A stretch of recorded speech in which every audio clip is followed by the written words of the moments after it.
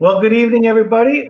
Welcome to the Relational Power, Relational Empowerment Hour with Alpha Ministries. And we have Pam Herman here tonight, and we've been announcing this for a while.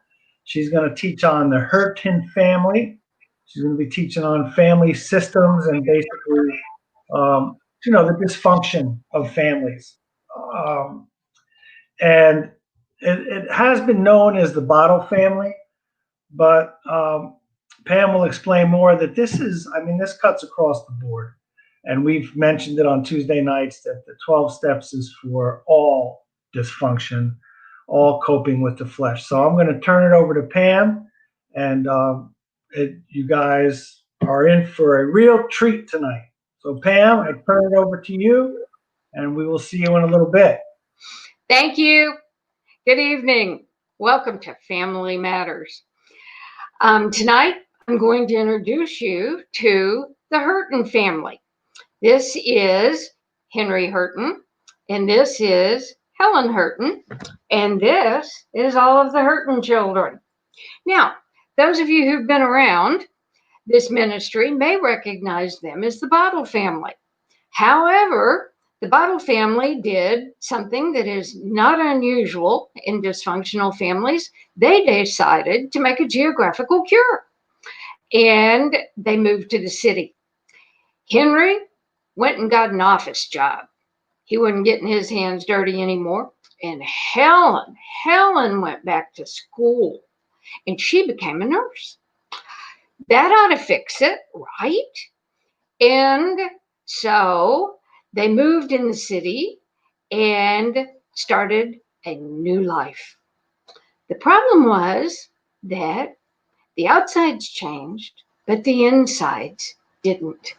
Helen still had heart problems. As the old saying goes, no matter where you go, there you are. Before we get started tonight, I would like to lay a foundation of terms and spiritual principles that we're going to use in this teaching. Now, once again, those of you who have been around this ministry and teaching, been through the Alpha Cities, you're going to be familiar with this stuff. But we may have some people on here tonight that are not. The first thing that we're going to talk about is that as human beings, we have three arenas of life. We have a body, a soul, and a spirit. Each one of these arenas of life are said to have primary needs that must be met if that arena of life is not only just going to survive, but to thrive and to be healthy. This is readily apparent when it comes to the body. We must have food, air, water, and the amount of health that we have depends on the quality of that food, air, and water. However, when it comes to the soul, that's not quite so apparent. For this teaching, the primary need of the soul is going to be called personal worth, or what we frequently call self-esteem. That soul personal worth is like the air supply. Our soul is made up of three components: the mind, the will, and the emotions. Those components of the soul need to be able to feel their personal worth. Those components of the soul, when they feel worth less, result in sick thinking, sick feeling, and sick decisions. That personal need for worth is described in the Alpha series as having two primary components: the need for security and the need for significance. Security has three things that are required. I need to be able to feel loved. I need to be able to feel accepted. And I need to feel forgiveness. In order to experience significance, I need to feel important. I need to feel that my life has meaning and purpose, and that I am adequate to meet that meaning and purpose. I put emphasis on the feeling component of this because many times we're in situations where people tell us that we are loved or tell us that we are important. But if we are not able to feel that in our soul, it does not minister to our personal worth. This need for personal worth, as I mentioned earlier, is the air supply. When my air supply to my body is cut off, I will be willing to do just about anything to get my air back on. Well, it's the same way with our worth. When we feel worthless, again, remember, I'm talking about a need. I'm not talking about a want. I am talking about a need. When I feel worth less, I will do just about anything to get that air supply to my soul on. In fact, I have a theory that a panic and anxiety attack is actually a physical manifestation of having that air supply to my soul cut off and feeling worthless. So, just as with the body, the primary supplier for food, air, and water for the child is to be the family, the parents, the adults, the people that are responsible for raising them. And when it comes to the need of the soul, it is the same. It is the responsibility of the family to meet those needs. God's plan for the family was that the man would be walking in perfect relationship with him, having his need for security and significance, finding his meaning and purpose and importance and forgiveness in his personal relationship with God. And there would be a woman who also would be walking in personal relationship with him, having her need for meaning and purpose met in that relationship with God.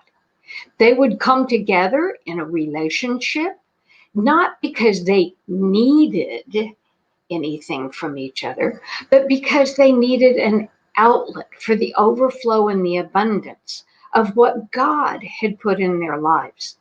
That relationship would become an expression and a never-ending place to give out of the fullness of what they have received.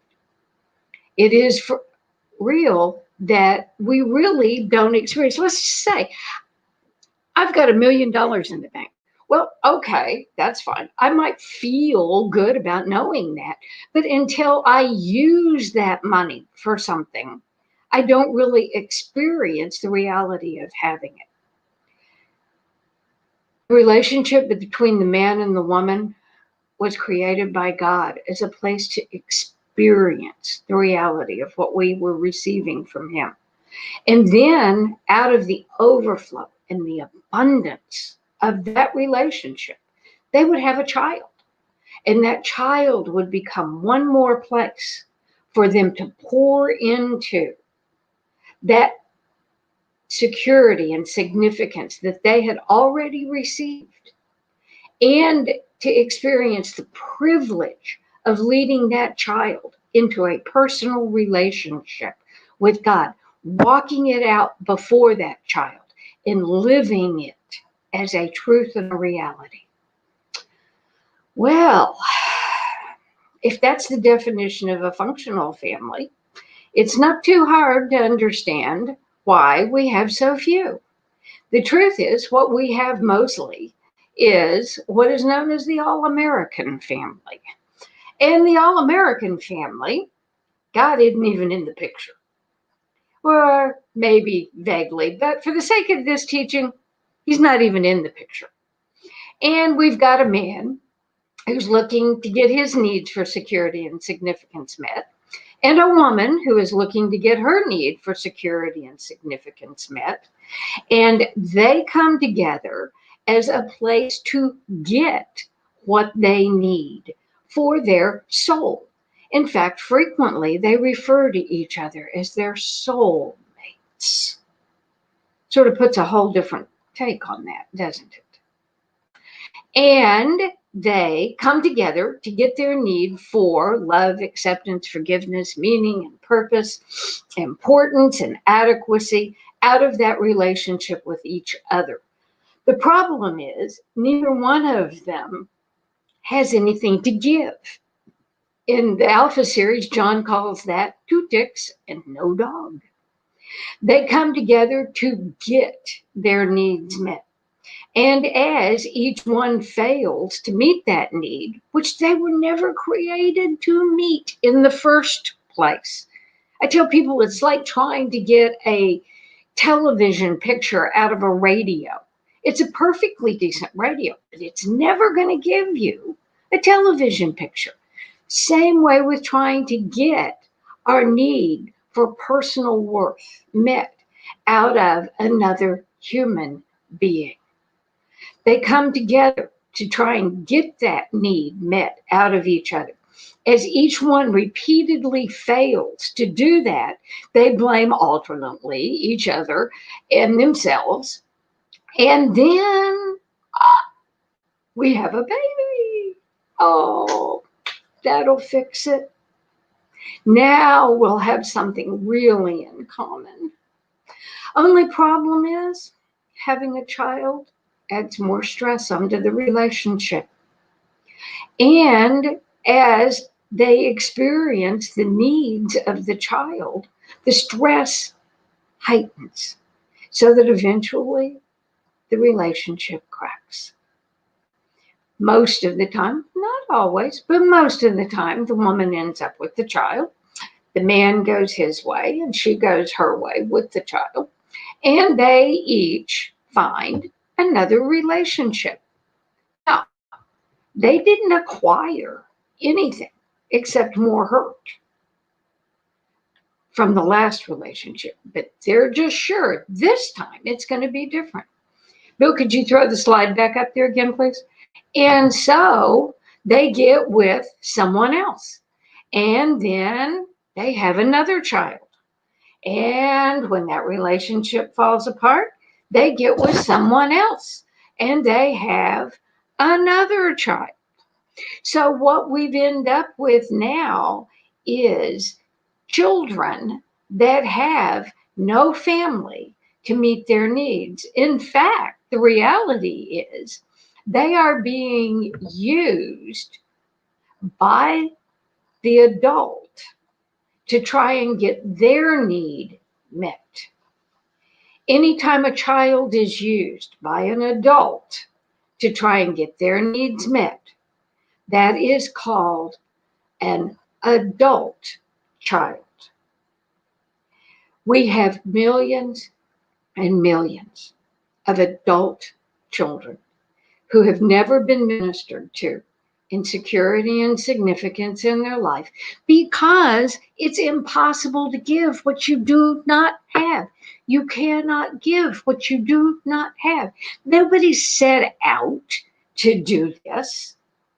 But if I don't have $1 million, can you threaten to kill yourself, run away, do any? Is that going to make me able to give you $1 million? No, I cannot give you what I do not have.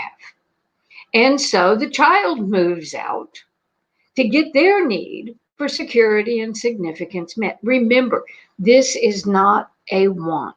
This is a need. This chase, I call it the all-American dream, for the security and significance to be found in the world.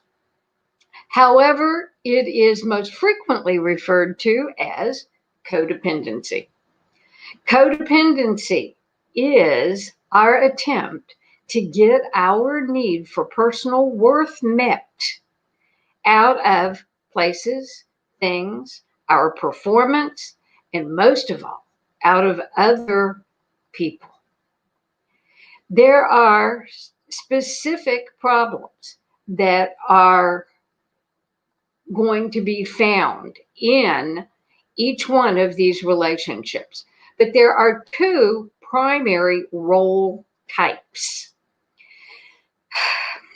Over the years, as I started this journey for myself, I started this journey, by the way, I think it was like 1982. It was the year that Codependent No More came on the market.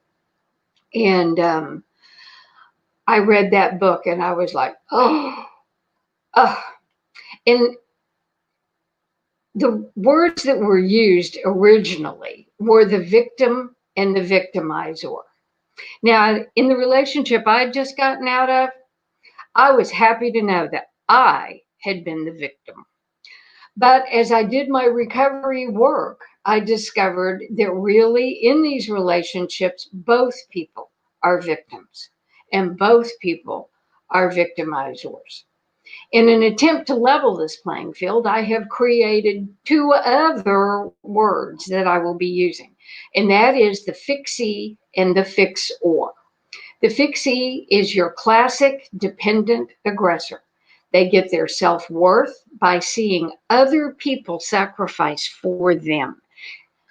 They are traditionally viewed as the victimizing controller. And the fixor is known as the classic codependent. The classic codependent gets their self-worth by sacrificing for other people. And they are traditionally viewed as the compliant victim. Each one of these roles result as from the attempt to get our personal worth need for personal worth met. In codependent relationships, what is lacking is balance. If the air supply to my body is cut off, am I going to have balance in my attempts to get my air supply back on? Absolutely not. The thing that goes on is compromised the most is what we call boundaries. And Henry Cloud and John Townsend wrote a very famous book, probably most of you have read it, called Boundaries. And in that book, they identified 4 boundary styles. The first one is the compliant. The compliant is the typical boundary style of the fixor, of the codependent. This person can't say no. If they say no, they feel guilty, they get controlled by others, and most importantly, they control others with their weakness and their neediness. The controller can't hear no.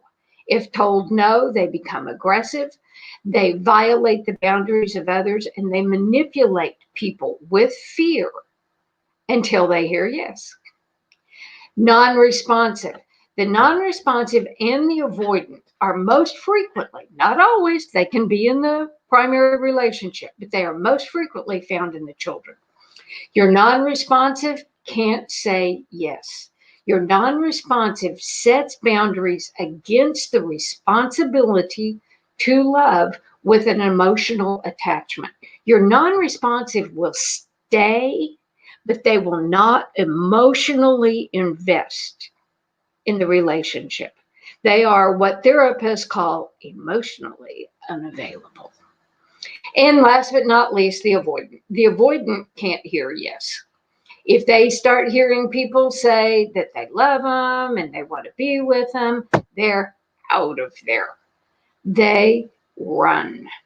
They set boundaries against receiving the love and the care of others.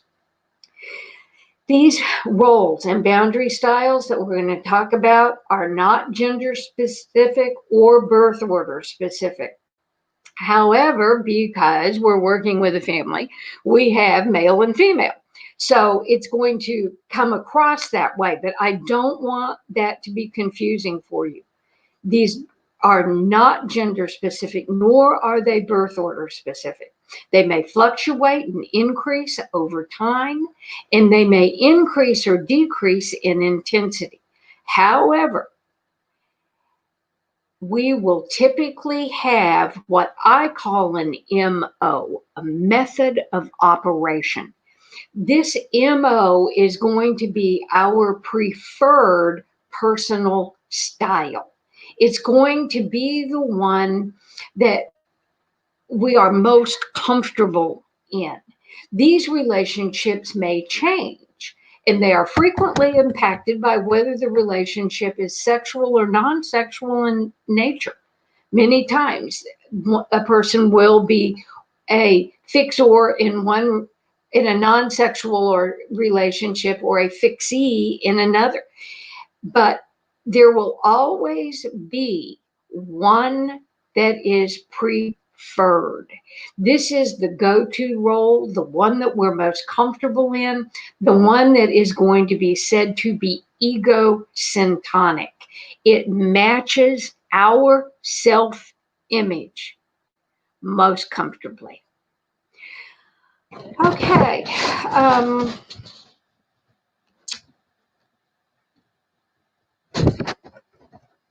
Bill, do you have that's okay. I have it at the end. The worksheet. I have provided, there you go. Thank you. A worksheet that I would like to see people try and download. Maybe Bill can tell you how to go about doing that when we finish.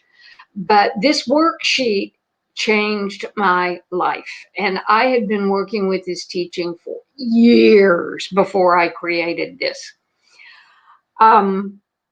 Basically, it includes each one of the primary characteristics of the various characters in the dysfunctional family system, the various roles that people play. And then it gives you the opportunity to mark which one you relate to in each character. So tonight we'll be doing Henry. And you would have the opportunity to mark which one of these you see in yourself. Now, start with yourself, not the other person. Start with yourself.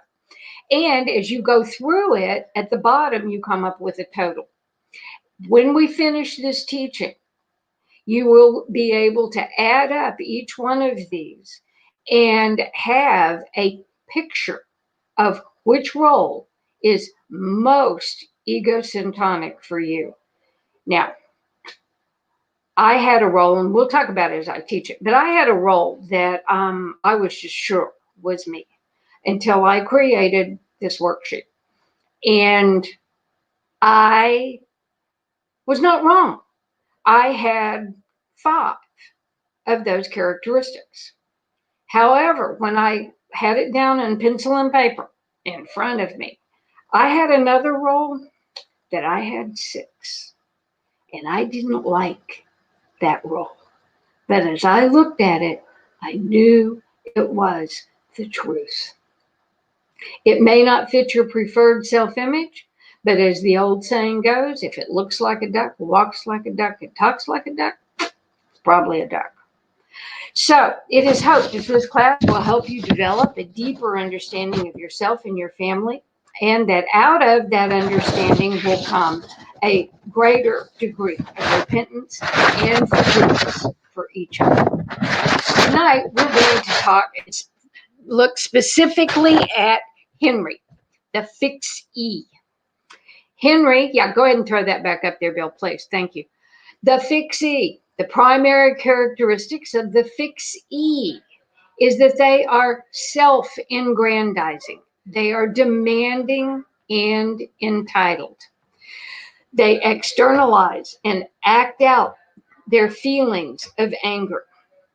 They are primarily irresponsible because they want other people to take care of their responsibilities. They demand compliance. They walk over others. They control with aggression and intimidation and are obsessed/consumed with themselves. Now, Henry may not be an alcoholic. It doesn't really matter because any activity or behavior that has become life controlling will have the exact same general effect. It doesn't matter if that behavior is something that is recognized as a problem, such as drugs and alcohol. By the way, Henry did bring a little something this evening. He doesn't really have a problem, but he was just feeling a little nervous. So it could be drugs or alcohol. It could be something like gambling. It could be a sexual acting out, but it also could be things like an obsession with work, power, or even with religion. Anything that becomes progressively more life controlling in that person's world. There is a sense upon entering Harry's home that everything and everyone revolves around him. Living with him is sort of like living with a rattlesnake. You can do it, but you better be careful, and there's going to be trauma. It can happen overnight, but usually it is a slow and progressive event. The family constantly wonders if they have forgotten to do something that they were supposed to do, if they've done something they weren't supposed to do. What did he tell them? What did they say? Is he okay? Is he in a good mood? Is he in a bad mood? Is there anything that will make him happy? Henry represents the majority of controlling parents. He continues to hold a job and he maintains his family relationships.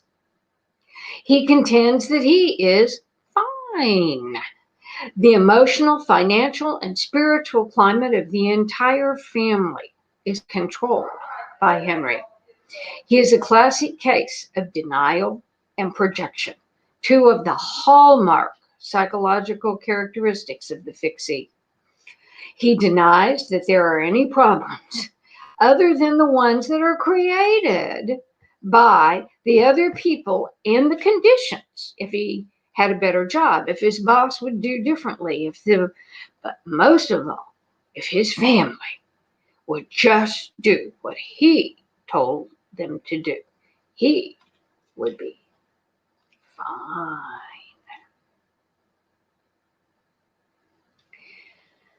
The normal family has no one person that is always center stage, but Henry is always the focus of attention. Attention is in a healthy family is given to the needs of each member of the family, and there is a healthy give and take between the spouses and the children. There is a balance that is maintained by healthy boundaries that is sadly lacking in the Hurten family. If you ask him if he loves Helen, he's going to tell you, yes, he loves Helen.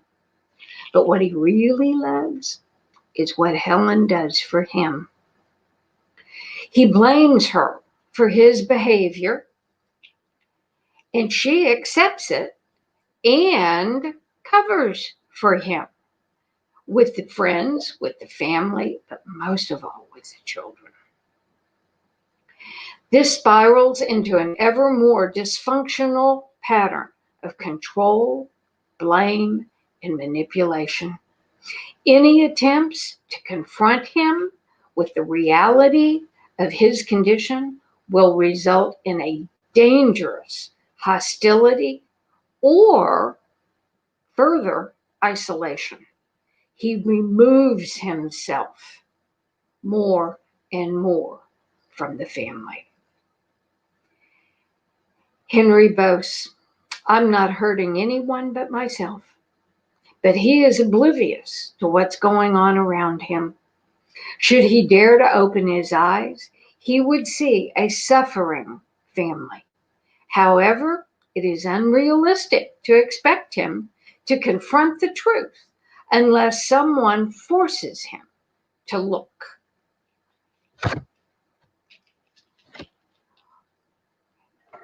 What I would like to do now is bring on our panel and give each person an opportunity to share tonight with their experience with the Bottle or Hurten family and how they came to know them and the experience that they've had with that in their own lives. Thank you. Bill, I'll give it to you. All right. Well, Pam, I learned a lot, and I was saying a little bit of woe is me when I was listening about Henry. I think that it's easy to say, well, maybe my dad was like that or my mom, but I'm a parent now and a Oh, grandparent, so it's it's eye opening to see, and I identified with a lot of that, and I have to thank God that I really have seen that understanding that fleshly pattern has allowed me to allow God to kind of deal with it, to let God, change a lot of that stuff, recognizing it. And I realized too, my experience with the Bottle family, I had heard about it. I had never seen your presentation, Pam. I did read a book with these principles in it. And I noticed that as a child, I played a couple different roles. And then as I became an adult, I actually played a couple different roles. I think you mentioned it that um, in the beginning. I think you said something to the effect that both the husband and wife will kind of take turns doing those things. I don't know if those were. I know those weren't your exact words, but it was something to that effect. But I know with my kids, I always was aware of. Well, here's what happened. There's a parenting style, and it's easy for someone like Henry to kind of use the law to say, "Hey, it's my way or the highway. I'm the boss. I'm in charge." right. And I went to a parenting class, and in the class they were talking a lot about the dysfunctional family, a lot of the things that you mentioned, and they were talking about this term, though, democratic parenting. And I didn't like that because there was, at the time there was three kids and two adults in our house and one on the way. So I was like, I don't like. So we went back and forth, and finally, the woman said, how about a benevolent dictatorship? Is that okay? You want to have, you can have a benevolent dictatorship.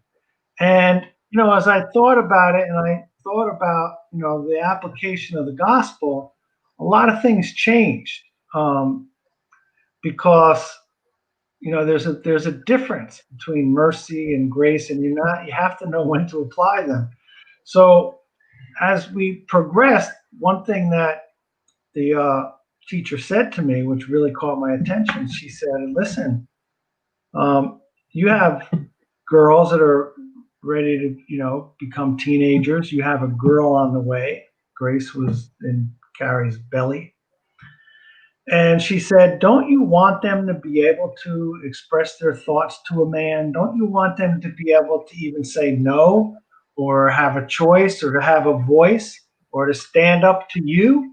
Don't you want them to learn how to do that, especially when they're on their first date in a car with a man?" And I said, "All right, you got my attention now, And it was funny because with Grace, because she was the youngest and came along after a lot of the changes were made, I had to deal with her that you can tell me how you feel, you can, tell me. I said, but in the end, I have to make the final call for everyone's good, but I'm going to listen to you. And sometimes Grace would, I would listen and she'd get mad and she'd get even madder. And I'd say, "Grace, you have to go to your room, be mad, go to your room and be as mad as you want. And you can let it all out, tell God how mad you are." And she would go in her room and boy, you would think her head was spinning around in there. One time she said, I'm not even your daughter. So how do you feel about that? So the thing is that kind of developed over time. And I remember because Liam was away from Grace. He didn't really get to intimately know Grace till Grace was about 5 or 6. And I remember the first time he was around us for quite, a longer period of time, and Grace mouthed off to me. He froze. He's like, what? Because if he did that, it wouldn't end well with him, because that was, the domineering. So I said, Liam, listen, it's just I learned a lot in these past few years. He goes, oh man, but he was fine. Everybody was fine, but I think the biggest thing that I realized was that my go-to emotion with stress is always anger.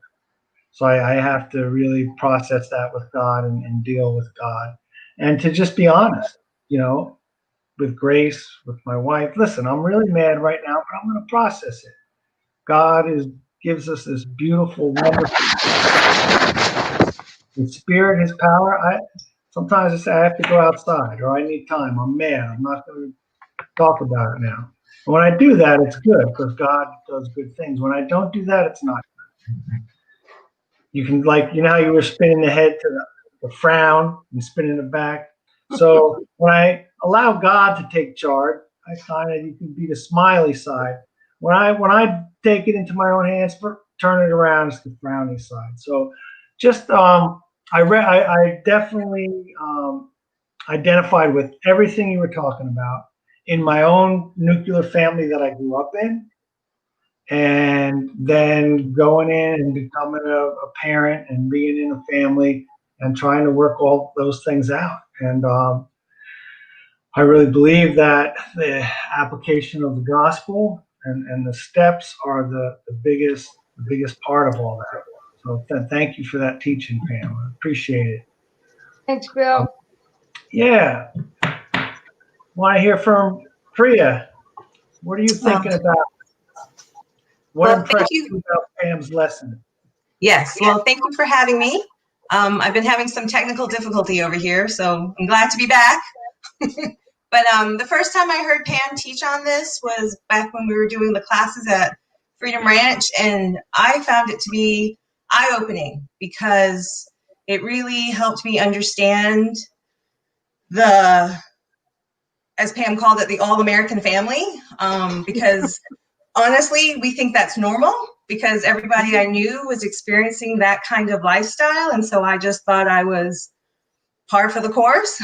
And then, when my first marriage fell apart, it gave me cause to try to understand what was going on. And so understanding these different roles and when we don't know God and we are trying to get our worth met from other people, it really was eye-opening because I realized that no matter how hard you try to get your worth met from another person, you never will.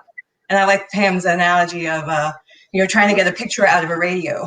It's just never going to happen. So, and it doesn't matter who you try to do that with, either your spouse or your parents or siblings. It's just, we're not designed to do God's job.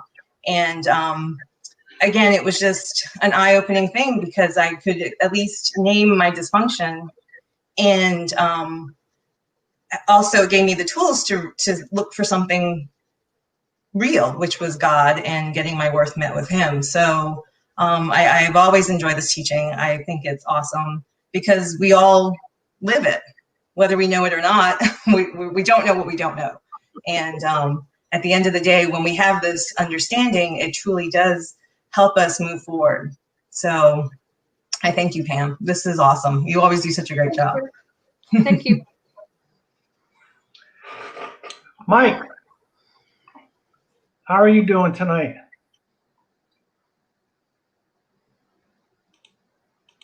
You're muted. Sorry, I clicked completely off the screen and lost everybody.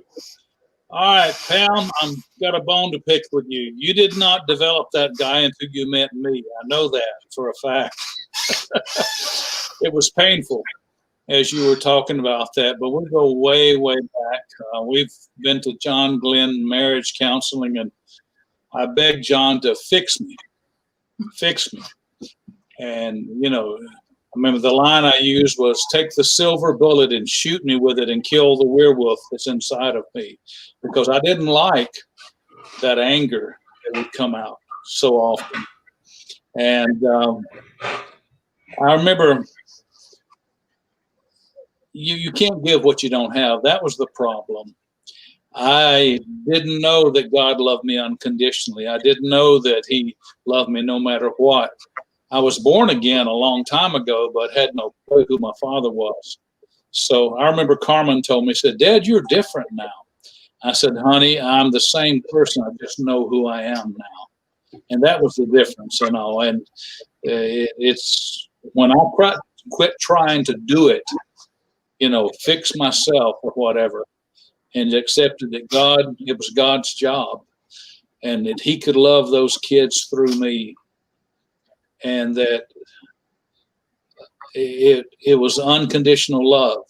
And I could identify with Bill, being the guy, I can tell my kids no now and not feel a bit of guilt, because I know it's the right answer, So, but that's basically it. But thank you, Pam, for inviting me to join you.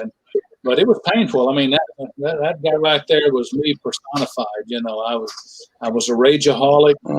My go-to thing was sex at the time, so I was a sexaholic, rageaholic. But thank God that I know who I am, and I can love people unconditionally, and I can minister to them and not manipulate them. And that's basically my spiel for tonight. Yeah, and you brought up a good point, Mike, that the personal needs aspect of it is just, it's huge. And you can't give what you don't have, and you want to give your kids that once you understand it and learn it. And what I always realized is that there's going to be times when we hurt each other's feelings. We get it wrong, we hurt each other's feelings, but it's when our kids hurting our feelings, or our kids making us feel bad, we still have to parent. We have to parent them still. We can't demand that they comply to meet our needs. And people either go into two opposite directions. They're either so afraid of losing approval that there's no boundaries. They're just let the kids run wild, or they demand compliance, and as long as things look good outwardly, and they're all wrapped around the actual appearance. But it's there's that road of grace, and knowing that our needs are met is the first step, and knowing that that's not the real you, that's not the real me. We have to know who we are. Pam read the other night, so we know who we aren't. So if I'm a new creation in Christ with that potential, then I could allow God to deal with that, not deny and project. David. Yes, thank you all. What are you identifying with? Okay. I thought, man, we're Henry. So the character that I most identify with, Pam hasn't displayed yet, and We'll get there. I know you will, and I appreciate the depth of what you're going into this, and I look forward to what I get out of this. Just like the class that we're finishing up on the 12 steps of grace, I get more out of it than I give, and I'm looking forward to this class. I really am, for my own purposes and my own growth. But my person would be the lost child kind of thing. I had absolutely no identity growing up. My family, there's a lot of void areas in my youth because of just being totally lost, with a lot of fear and stuff. So the Alpha series and learning who I am was, gave me an identity to be able to start looking at this stuff, and the character defects and stuff that were there, but they were sedated by my lack of worth or identity of who I was, and that reflects, with my two daughters, because I've been a very kind of a very passive father to them, um, because of where I came from, out of drugs and alcohol. I didn't raise them the way I probably should have. So again, that's why I'm looking forward to this class. Now, I have a great relationship. They're two great girls, um, but there's a lot to be learned in reference to what goes on with the flesh. We know we are a new creation, and our worth. And first, God worked in me, and I'm gonna step back to the Alpha series just for a second. But His first work in my life was the physical needs. He showed me that He had my back, that He was going to make sure that I had an income, and He just did it step by step with me and made it so real to me that that's when then it went into the personal, that I am significant, that I have meaning and purpose, that I'm adequate and capable, and that I'm loved and I'm forgiven and I'm accepted. When those things start clicking in your soul, as Pam put, it just starts changing who you are. The ability to say no. When I was most of my life before Alpha, I couldn't say no to nobody. That word wasn't even in my vocabulary. But as I've got an identity, I can say, and I can, so again, I'm being a little scattered here because this teaching is what Pam's doing is more for me than what I'm going to be able to give, but I will give what I can. Thank you. Thanks for joining us. And one of the things that came to mind and just kind of listening to you, Pam, was that these patterns, and we're going to see a lot more, are all ways that we seek to get our needs met. That we seek to be Yes. loved, to be accepted, to at least not get outright rejected, to look for, security and significance, to be important, to be adequate. And, that's how the flesh develops, so that the minute we switch and we start learning to depend on God to meet those needs, we're going to become better husbands, better wives, better parents, and kind of, break out of that pattern. And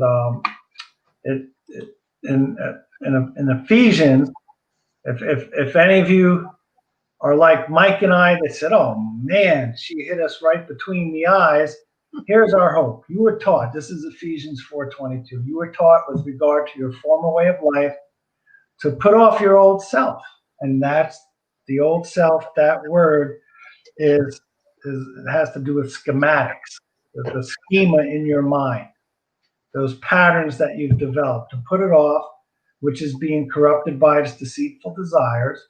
That deceitful desires thinking that person, this event, this promotion, whatever, is going to meet your needs. My children making me look good will meet my needs. Those are the deceitful desires. The desires for love, acceptance, and forgiveness, there's nothing wrong with that. But it's the misplaced dependencies, looking to anything else but Jesus Christ to get those needs met. So we're learning to allow God to meet those needs, to ask God to teach you. How do you love me? How do you accept me? Show me. I need to know, or I'm going to die. Pam said that if you've got to get that next breath, you're going to do whatever you can, and it's not going to look pretty to get that next breath. So, and Pam mentioned too that Henry will say that he loves, what's the woman's name? Henrietta? No. Helen. Henry will say he loves Helen, but he really loves the way Helen loves him. And most people do that in the beginning of a relationship. I love the way you love me. But a lot of people also do this. I remember talking to a woman, she was in an abusive situation, and she was like, "What about this deep love that I have for him?" I said, "No, you're confusing that you love him with the deep desire that you have to be loved. You think that's loving him, but it's not. You want him to love you desperately." And then it says to be made new in the attitude of your minds. To be made new where? It begins in the mind. Who are you really? Who does God say you are? Put off the old. Hand that over to God. Allow Him to deal with it. It's a process, and it's a painful process of being changed from the inside out. But God will get you there. So there's hope for all this dysfunction. And I think Pam laid it out perfectly that it's those personal needs that kind of drive the whole household into dysfunction, right, Pam? Yeah. And there's several things that are attached to this that aren't really appropriate for the specific teaching that we're doing here tonight.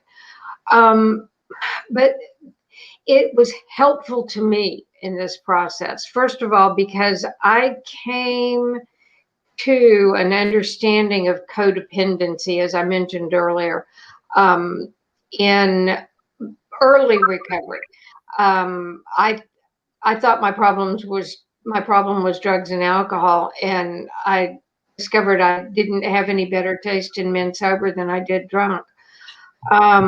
It didn't fix it.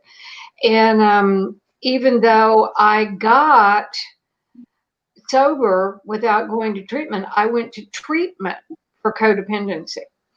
And what I'm not saying what the woman did or did not say, but what I got out of codependency treatment was that the opposite of codependency, the solution for codependency, was to become self-sufficient. And so I went into overdrive, as I do everything, to become more self-sufficient. And one of those pivotal moments I won't go into the whole story, but one of those pivotal moments in my life, one of the very probably second or third time I ever heard John teaching Alpha. He was teaching out of the Beatitudes, out of Matthew. And I heard him saying things like, if they want your coat, give them your cloak. And if they want you to walk a mile, walk two. And, and I was just sitting there getting madder and madder and madder. And I went up to him after break and I said, look, I just spent $2,000, which 34 years ago, that was my share of the cost of my codependency treatment. I said, I just spent $2,000 to learn how to quit doing this stuff. And now you tell me I've got to start doing it if I want to be a good Christian? I was pissed. And I'll never forget, John looked at me. In fact, it was on my codependency slide. I use it all the time. John looked at me and he said, it's not what you do, but why you do it. Right. And I had no clue what that man was talking about, but I knew it was the truth. I knew it was the truth. Mm-hmm. I've also learned through this stuff in the Alpha teachings, and just I've had so many women that I've worked with that say, well, I'm a single mom. Now I have to be both mother and father to my child. And my response is, can't be done. You cannot be both mother and father to your child. You were not created by God for that. Your job is to be the mother and to find a healthy man to be a father figure for this child. And that doesn't necessarily need to be somebody that you're in a sexual relationship with. But this whole idea that is so prevalent in our country right now that, it's okay you can be both mother and father to your children. And I think has really added to the stress that we feel in this country, trying to do everything, to be the perfect parent, to work, to make the money, bring the income, have the perfect relationship. And all of that, it just becoming like a merry-go-round where we become more and more exhausted. It also really helped me to get a picture that codependency was not a disorder. It was not a negative thing. It was the way God created me, because he wants personal relationship with me. Mhm. He wants to be the source of my personal worth.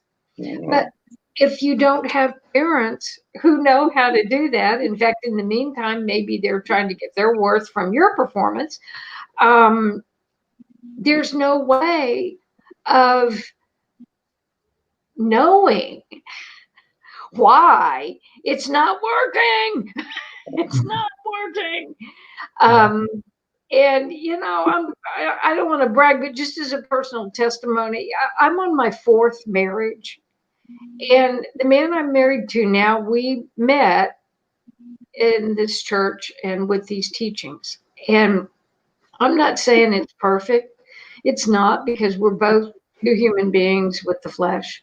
But I am proud and eternally grateful today to say that today is our 27-year wedding anniversary. All Well, right. That's not a congratulations. bad testimony for a woman who couldn't hold something together more than 3 years to save her life. But I have learned that he is not my God. It is not his job to meet my needs. It's privilege that when we have our own and we're that we can give, it's not his job. Oh, what a relief. First of all, for him. And second of all, for me. Thanks. Yeah. Bill, we've got just a few more minutes. Do you have some way of doing the worksheet, or can we do that for next week? Yeah. If the folks, if they want to get, if you want to get a worksheet, the best way is just to request it. If you go to the Alpha Ministries Facebook page and you hit the message box, just tell us that you want one, and we'll send it right out to you. I'm pretty sure you can send it through Messenger, but you might want it through your email just in case. But yeah, we'll send that out to you, and you can review this if you want to go over Henry. But you'll have it for next week, and you'll have it for the rest of the class. So you can do that. Just go to Facebook, Alpha Ministries, message, tell us that you want one, and we'll get it to you. Okay, Sound good? excellent. Thank All you. right. All right. Thank you again, Pam, and thank you everyone for tuning Thank in you. and hanging Thank out you. with us. And next week we're going to talk about who? Next Helen? week we're going to talk about Helen and Okay. Helen's primary enabler, Martha. All right. Helen and Martha. Thanks, Mike, David, Priya. And maybe one more. We'll see how far I get. See how far you get. Remember that Tuesday night is the the 12 steps, recovering in grace, step 12. We're going to kind of wrap it up. We'll probably do step 12, and then the following week kind of wrap it all up. And John talked about possibly the next class. Freedom Ranch is up and running. For those that are tuning in from Reach Community Church, watch the website for updates, because if that tropical storm's coming through, we're not going to meet at Causeway Cove. So just look for updates. But everybody stay safe. And again, thanks for tuning in. And be renewed in your minds. Ask God to renew your mind daily, hourly. Amen. Amen. All right. Good night, you guys. Good night. Thanks, Bill.